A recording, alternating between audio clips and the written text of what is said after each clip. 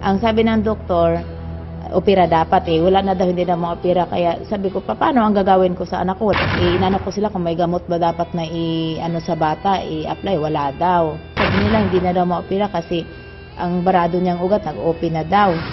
Ang hydrocephalus po is isang abnormality na nagkakaroon po ng bara doon sa mga tinatawag na mga ducts doon sa brain. At dahil doon sa barang yun, yung tubig o spinal fluid doon sa brain nila is unti-unti pong naiipon. Pag naipon po yun, unti-unti pong lumalaki ang ulo ng bata. So dati po hindi alam kung ano yung cause ng mga bara na yun. Basta nakikita na namin yung outcome po na nag-hydrocephalus yung bata. Sa ngayon po nakita na rin po na yung mga nakabara sa ducts are possibly chemicals po na na-deform niya yung ducts, or it can also cause, yung mga chemicals na can also cause complete obstruction of the ducts. Kaya po nag-hydrocephalus yung bata. Natuklasan ko yung quantum kasi may kaibigan din ako na dito rin member sa quantum. Sinubukan lang niya sa akin. Di ako din naman, itiwala din ako. Sinubukan ko sa kanya, bumili ako. Ang ginawa ko sa quantum, yun ang in-apply, tinik ko sa kanya na inaplas ko sa ulo, pinainom ko, pinapatakan ko yung mata niya.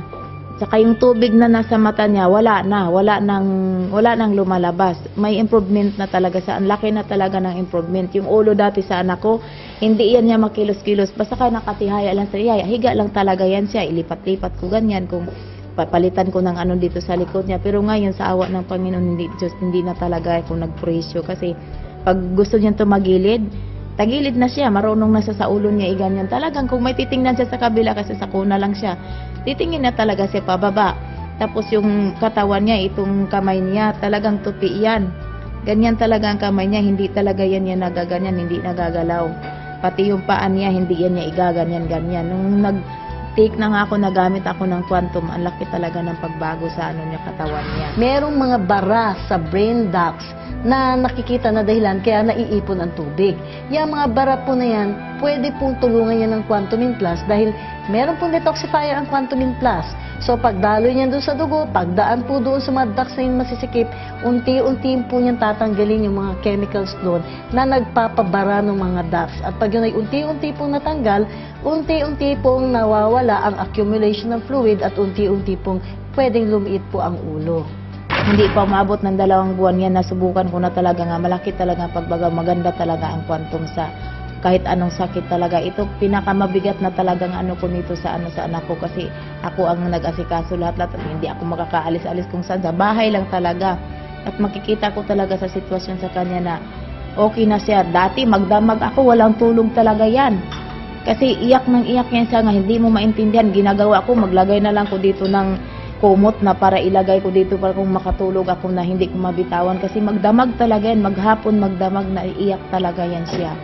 Pero nung na ako sa quantum nga, natuklasan ko yung quantum na ganyan daw, nagkwento sa akin, tiwala din ako. Maganda talaga, hindi kayo sa pagtiwala, talagang tiwalang-tiwala talaga sa quantum.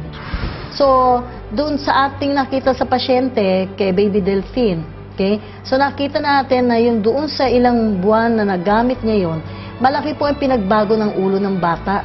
Talagang mas maliit na po siya kaysa doon sa dati. At yung nakita po natin na bukol doon sa may bandang nose niya, na dati din po ay ang laki-laki daw po niyan at halos hindi na makita yung ilong. Talagang butas lang po ng ilong. Ngayon daw po, sabi nga ng nanay, mayroon na lumalabas na ilong at malaki na po ang iniliit ng bukol na yon. Actually, ngayon po yung huli namin nakita, mas flat na po yung bukol. Dati po talagang pintog na pintog yung bukol na yon.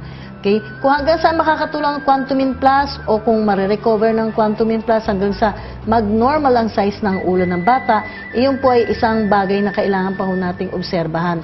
Pero sa nakikita po namin ngayon na improvement po doon sa bata, is isa po itong improvement sa pagliit ng ulo na wala pa ho kaming gamot sa medisina na pwedeng ipagamit ito sa mga hydrocephalus. So, doon sa mga parents po na may mga anak po na talagang naglalakihan po yung ulo. Minsan po kahit merong na po dyan nalagay na mga tube dyan sa brain niya para po magda-drain ng fluid. Minsan hindi pa rin po gumagana yon. Subukan po natin gamitan ng Quantumin Plus kasi baka ito na po yung pwedeng mas makatulong sa kanila, mabawasan din yung mga discomfort ng bata, mag-improve pa yung health ng mga bata at kung tayo po ay talagang pagpapalain, baka din po maibalik natin yung size ng ulo ng bata sa normal na size.